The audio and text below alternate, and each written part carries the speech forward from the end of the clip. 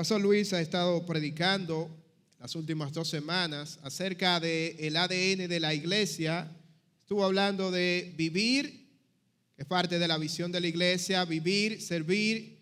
Y hoy estaremos hablando de la tercera pata, que es multiplicar.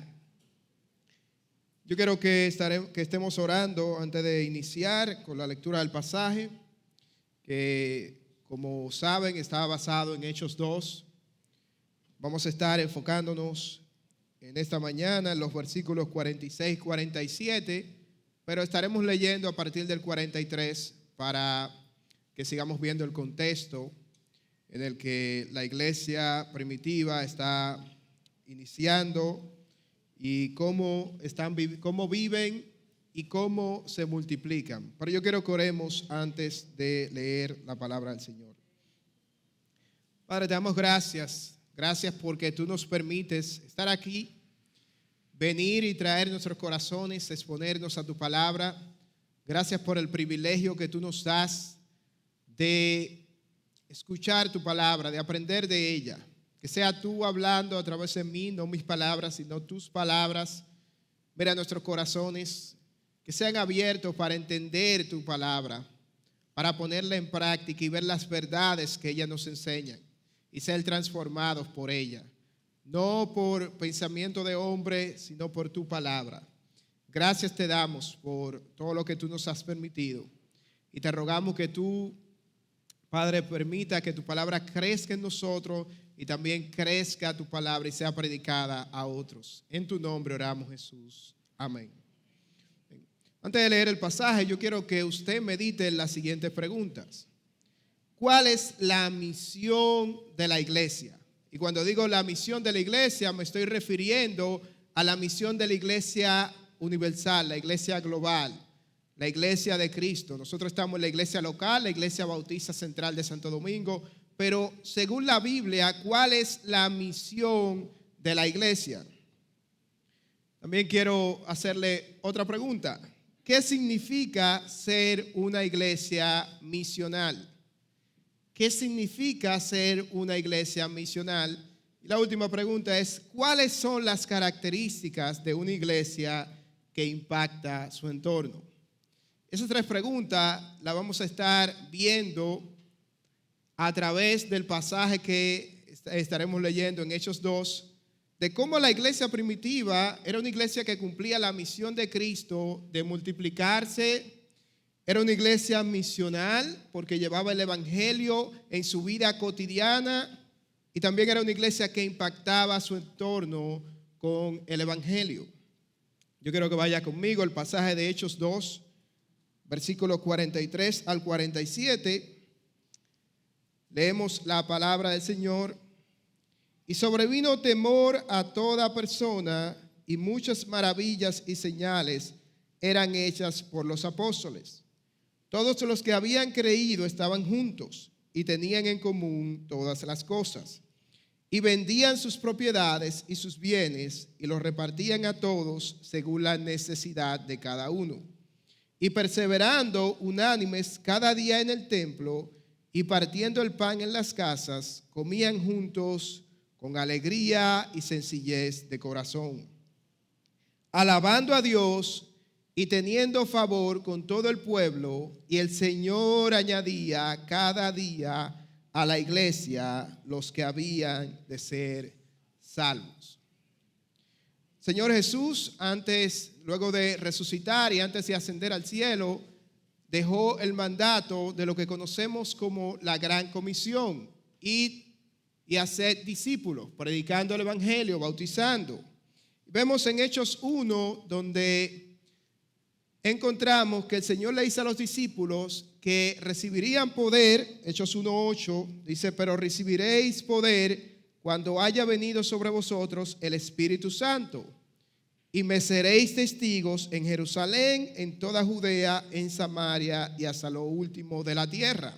Esa promesa del Espíritu Santo la encontramos en el capítulo 2 de Hechos, cuando los discípulos están reunidos y el Espíritu Santo desciende y ellos comienzan a hablar en diferentes lenguas y en ese momento había personas de diferentes lugares que no hablaban la lengua nativa de los discípulos, y ellos comienzan a entender lo que los discípulos están hablando. En ese momento algunos pensaban que los discípulos estaban borrachos, pero otros decían que están hablando cosas coherentes, si podemos decir. Y en ese momento Pedro habla del sermón, el primer sermón de la iglesia, el sermón que le da la apertura a la iglesia cristiana, donde él predica el mensaje del evangelio, él predica de Cristo, y ese es el evangelio. Los que estuvieron en el taller de evangelismo pudimos ver que si no predicamos a Cristo, no estamos predicando el evangelio. Podemos hablar de diferentes cosas, pero el evangelio es Cristo. Y él habló de Cristo, habló de su muerte, habló del propósito de él venir aquí a la tierra, de él morir y todo el plan de Dios para salvar a las personas. Y en el versículo 38 de este capítulo 2 vemos que Pedro le dice a algunos que se preguntaban, se estaban compungidos al escuchar a Pedro y dijeron a Pedro y a los otros apóstoles, ¿qué haremos?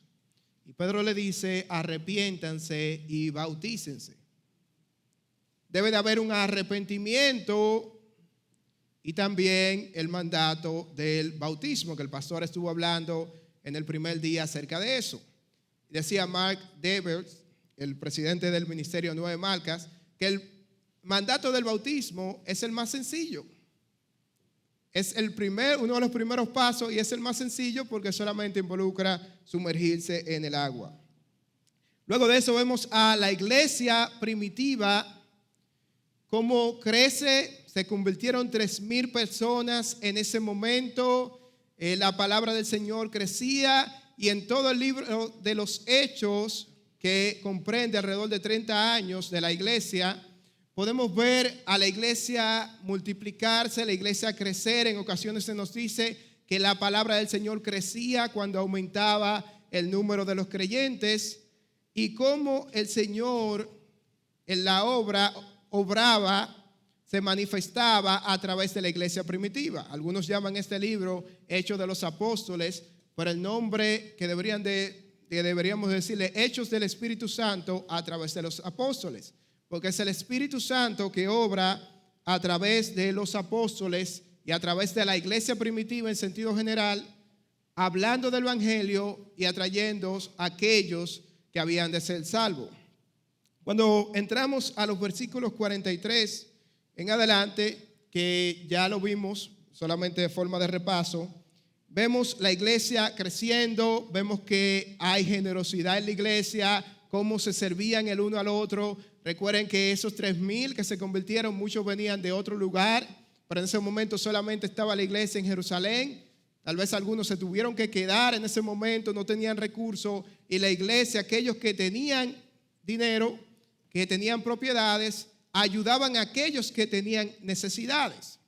Es un hecho extraordinario, pero vemos que estaban obrando, sirviéndose, y lo que podemos aprender es la generosidad que viene cuando el evangelio afecta a mi vida, cuando el evangelio viene a mi corazón, cuando yo soy cambiado por el mensaje de las buenas nuevas de salvación y cómo mi sistema de valores, lo que yo considero más importante, comienza a cambiar porque ahora Cristo es lo más importante en mi vida. Y eso es lo que ha pasado en muchos de nosotros. Cómo venimos al evangelio, cómo lo que considerábamos importante anteriormente ahora comienza a cambiar porque Cristo es lo más importante. Y viendo esto, cómo la iglesia se servía, cómo la iglesia vivía, que era lo que el pastor había estado predicando, vamos a entrar al verso 46 y vamos a ver la primera enseñanza que vemos en este verso 46 al respecto de qué debemos de hacer para multiplicarnos. Lo primero que vemos en el verso 46 es que debemos tener una genuina comunión con los demás creyentes. Dice el verso 46, y perseverando unánimes cada día en el templo y partiendo el pan en las casas, comían juntos con alegría y sencillez de corazón. Vemos que ellos de manera continua, de manera constante, la iglesia primitiva se reunía.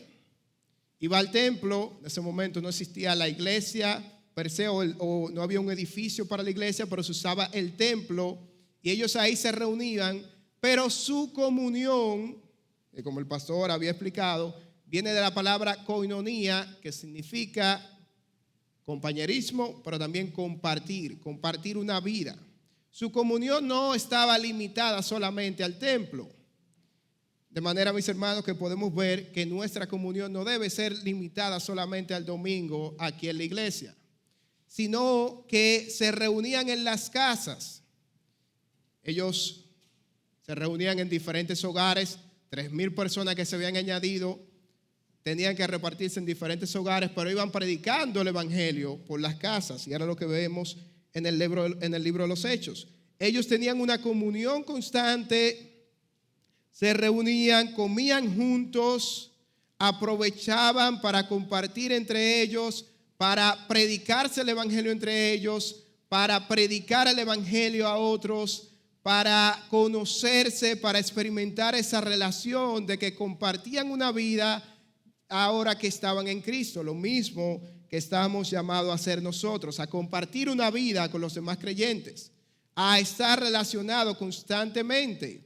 Durante la semana, estar envuelto en una relación con mis hermanos.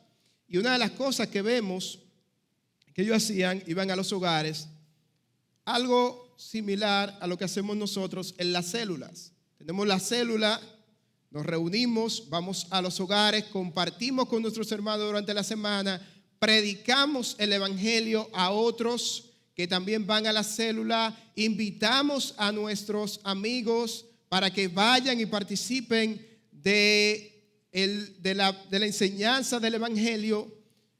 De manera, mis hermanos, que las células juegan un rol importantísimo en nuestra iglesia, de compartir en las casas. Sabemos que por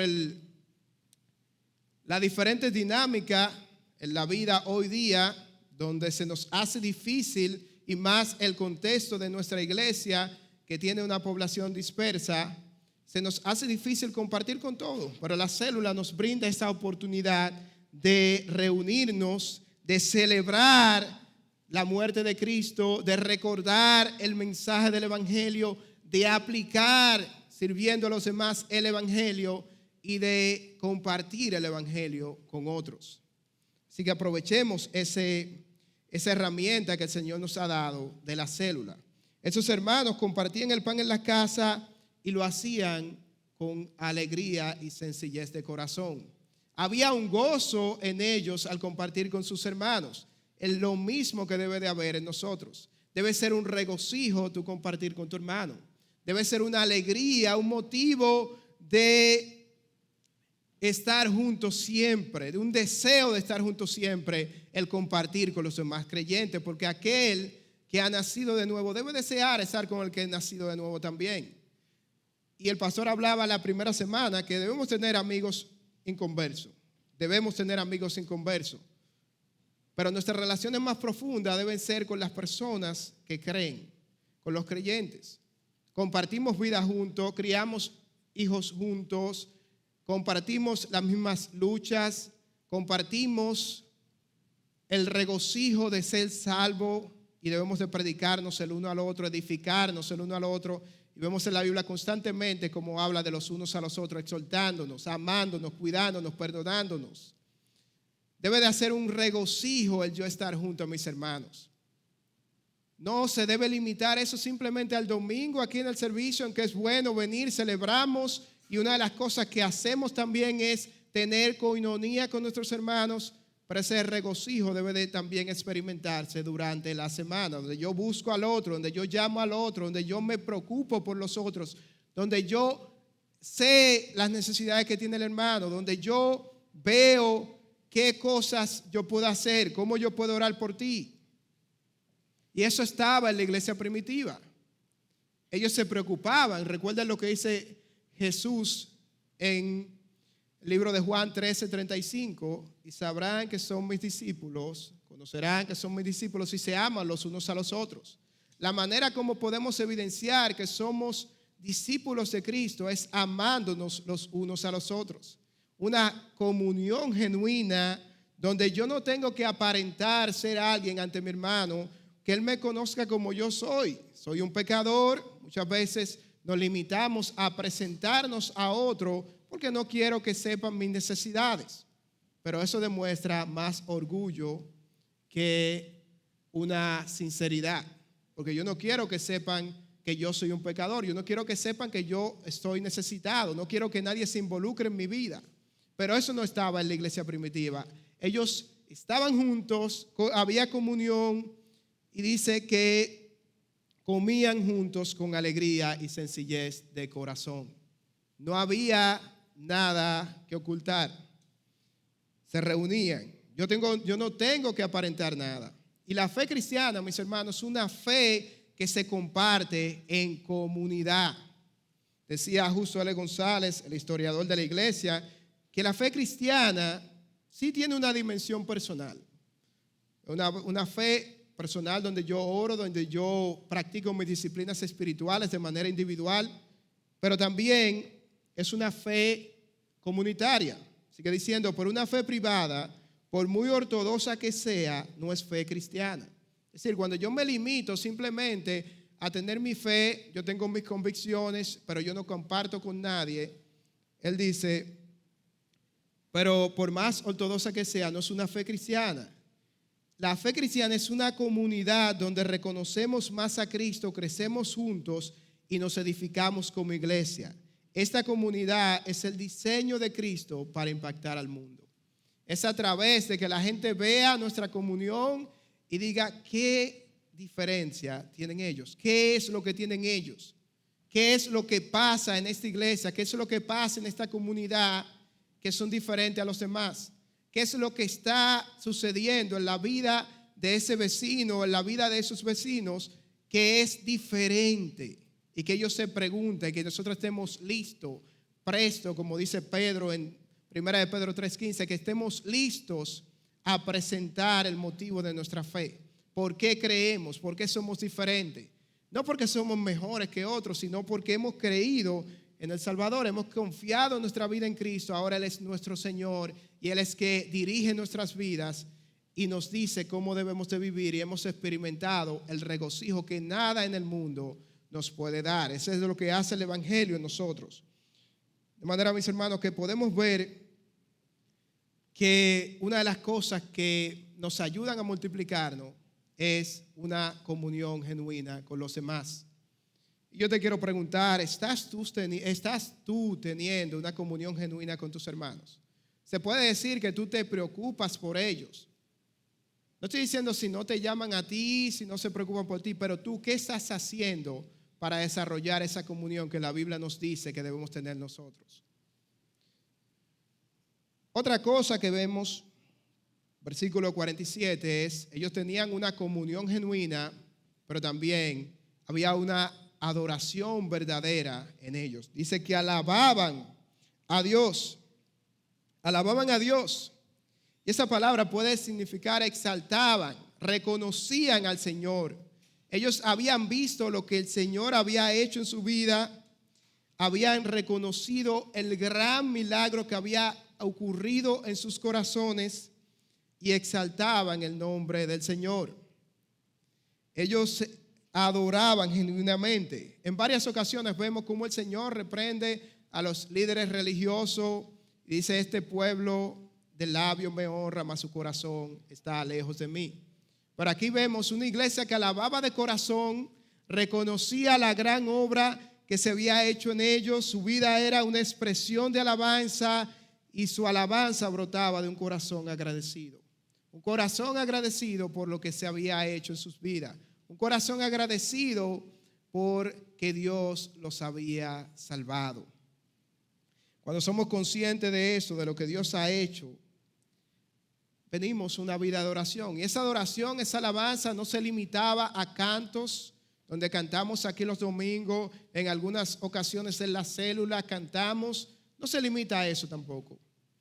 Tiene que cantar cuando tú tienes un corazón agradecido, tú cantas al Señor, pero era una vida de sacrificio al Señor, de vida de sacrificio. Somos sacrificios vivos. Era una vida que adoraba al Señor, era un estilo de vida que mostraba las grandezas del Señor de la manera como ellos vivían. Alababan al Señor, se regocijaban en Él, y cuando tú reconoces lo que Dios ha hecho contigo, tú respondes en alabanza y en rendición al Señor. Nuestra vida entera debe ser una alabanza al Señor. Un cántico debe ser nuestra vida, como sacrificios vivos que somos agradables a Él en Cristo.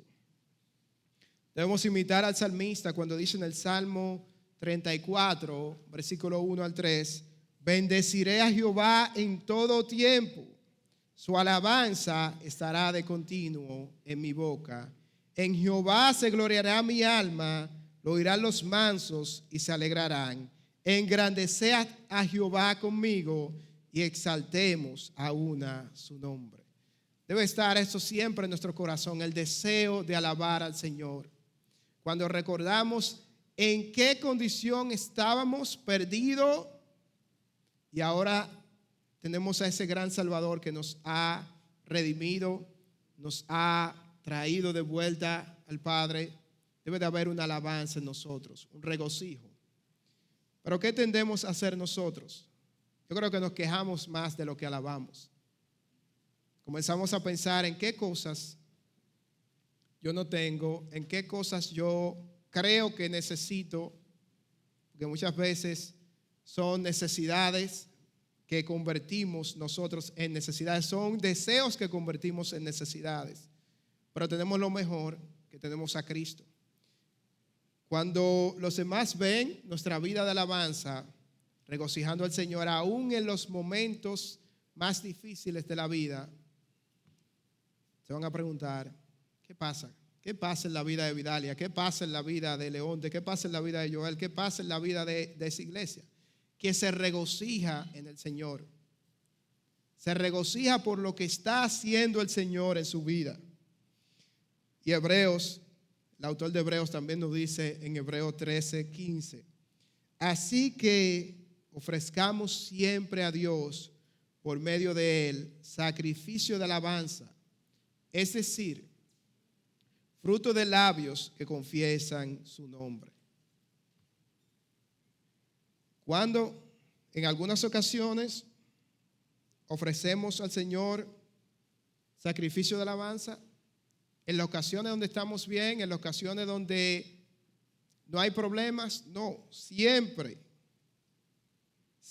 debemos de alabar al Señor, exaltar, reconocer. Comienza a meditar, como decía el salmista en el Salmo 103.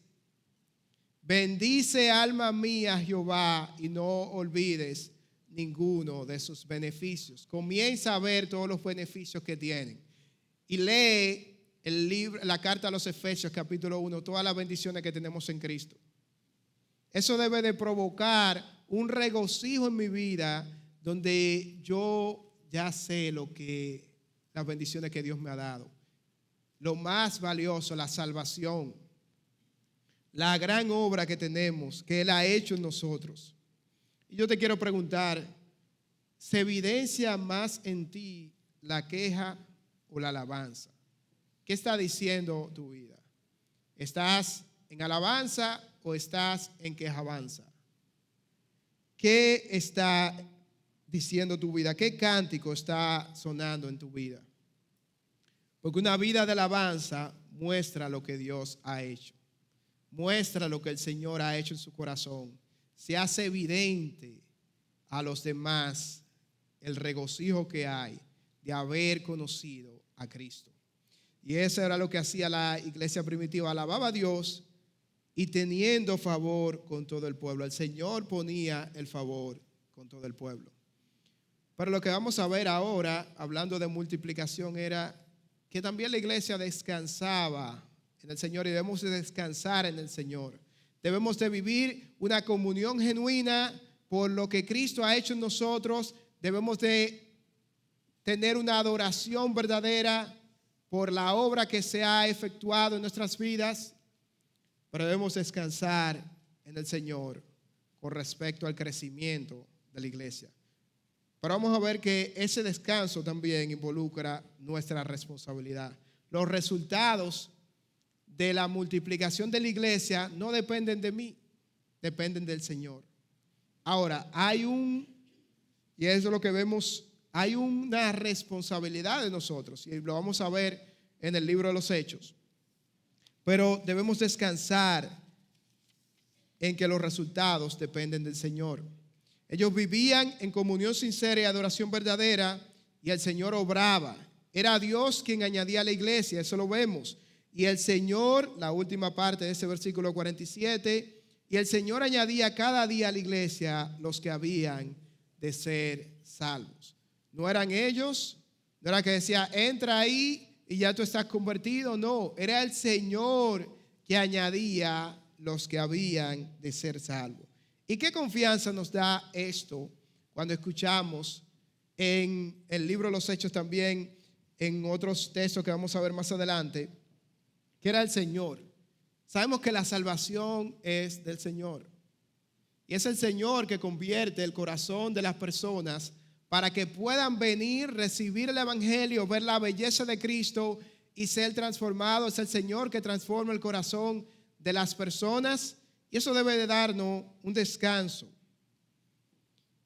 de que el Señor hará su obra, pero nosotros tenemos la responsabilidad de predicar el Evangelio. Y vemos que día tras día ellos iban por las casas también.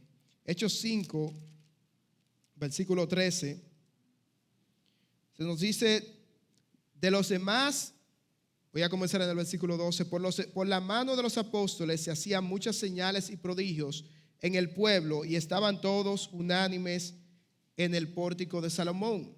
De los demás, ninguno se atrevía a juntarse con ellos, mas el pueblo los alababa grandemente. Y los que creían en el Señor aumentaban más gran número, así de hombres como de mujeres.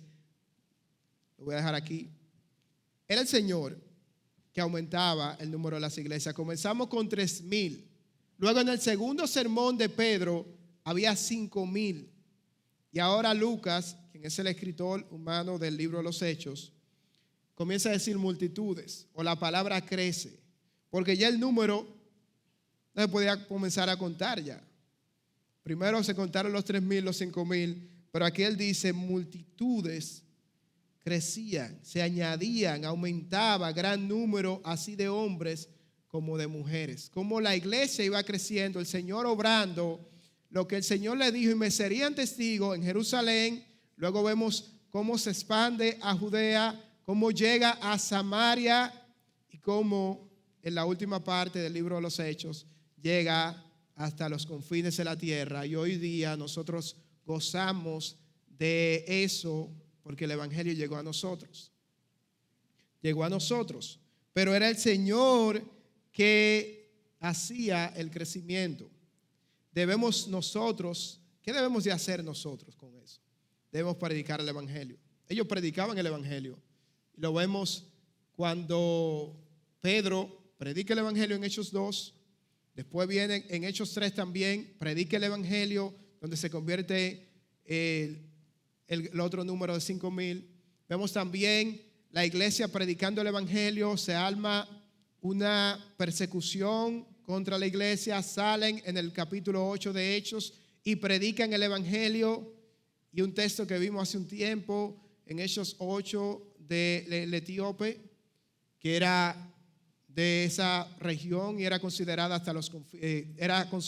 los confines de la tierra en ese momento. Pero también vemos cómo sigue el Evangelio expandiéndose. El Evangelio viene a la casa de Cornelio, quien era un gentil, y podemos hablar de todas las maravillas que hizo el Señor en el corazón de las personas, convirtiendo y atrayendo a aquellos que habían de ser salvos. Nosotros tenemos el mandato de predicar el Evangelio, de predicar de manera clara y vivir una vida coherente con lo que predicamos, pero al final el resultado es el Señor. Es el Señor que va a convertir a las personas. Eso nos hace descansar, pero también nos hace ver la gran responsabilidad que tenemos de cumplir la misión de la iglesia. Y comencé con esa pregunta: ¿cuál es la misión de la iglesia? ¿Cuál es la misión de la iglesia? lo vemos en Hechos, pero también lo vemos en Mateo, de predicar el evangelio, de hacer discípulos. Podemos estar envueltos en diferentes cosas pensando que la misión de la iglesia es otra y tener diferentes misiones, pero la misión de la iglesia es hacer discípulos, hacer discípulos. ¿Y cómo vemos que la iglesia primitiva era una comunidad misional? ¿Cómo nosotros podemos ser una comunidad misional? Una comunidad que evangeliza, que lleva el evangelio en su entorno. Tenemos la célula, podemos involucrar también a otros hermanos que nos ayuden a evangelizar nuestro sector, nuestro entorno. Podemos ir a diferentes lugares, en los lugares que estamos, en las casas, en las escuelas donde estudiamos, en las universidades, en cualquier lugar donde estemos, ser de influencia, de manera que impactemos con el mensaje de salvación a otros. Que ellos vean lo que el Señor ha hecho en nosotros y nosotros le hablemos de esas maravillas que solamente el Señor puede hacer en sus vidas. No nosotros, sino el Señor. Y si es la voluntad del Señor, ellos vendrán a salvación. La responsabilidad de nosotros es simplemente predicar el evangelio. Pero para eso tenemos que conocer el evangelio nosotros. Tenemos que conocer lo que la Biblia dice que es el evangelio. Y el evangelio es hablar de Cristo, de que Cristo murió al tercer día conforme a las Escrituras y resucitó al tercer día conforme a las Escrituras. Como dice el autor romano, Pablo en Romano, que Cristo murió, Romanos 4:25, por nuestras transgresiones y resucitó para nuestra justificación. El santo murió por los pecadores y ahora a través de la justicia de Cristo, el único justo, somos justificados y somos declarados justos ante Dios. El evangelio me habla de Cristo, me habla del Salvador, me habla de la gran obra, de su persona, de que Cristo murió, Cristo vino al mundo, vivió una vida santa, murió, resucitó, ascendió al cielo y ahora está sentado a la derecha del Padre e intercede por su pueblo. El evangelio me habla de Cristo. Es locura para aquellos que se pierden, pero para aquellos que es poder de salvación, para aquellos que creemos. De manera que nuestro trabajo es predicar el evangelio. ¿Cómo pues invocarán aquel del cual no han oído? Romanos 10. Pablo hablando aquí. Romanos 10:14 dice, ¿cómo pues invocarán a aquel en el cual no han creído? ¿Y cómo creerán en aquel de quien no han oído? ¿Y cómo irán sin haber quien les predique? ¿Y cómo predicarán si no fueron enviados? Como está escrito, cuán hermosos son los pies de los que anuncian la paz, los que anuncian buenas nuevas. No sé si usted se ha visto su pie, pero si usted anuncia la paz, dice que son hermosos los pies de usted. Así que, ¿cómo pues invocarán a aquel del cual no han creído? Nuestro trabajo es predicar el evangelio. Somos enviados, y la palabra misión significa enviados. Somos enviados por el Señor a predicar el evangelio, a confiar en que Él estaría o estará con nosotros todos los días hasta el fin del mundo. Es nuestra confianza, pero también debemos de saber que Él atraerá a aquellos que Él predestinó. Él dice la palabra en Romanos 8:30. A los que predestinó, a esos también llamó.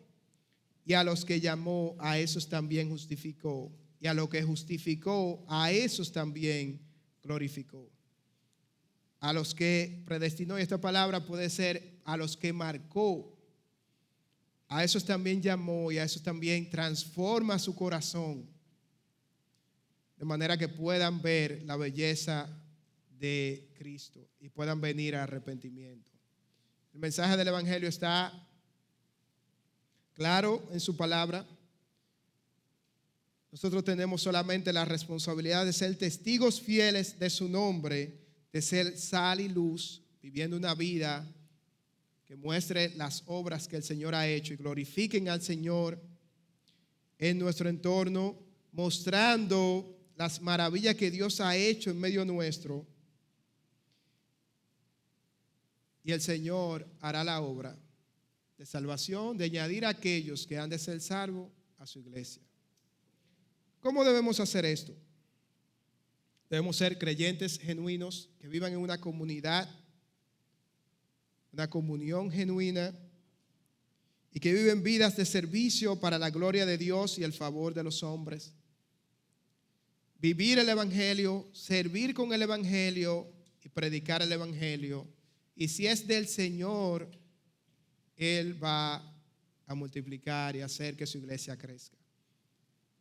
Confiar en el Señor y descansar en que los resultados le pertenecen a Él. De manera, mis hermanos, que hemos visto, imitemos esta iglesia del libro de los Hechos, la iglesia primitiva, cómo vivían.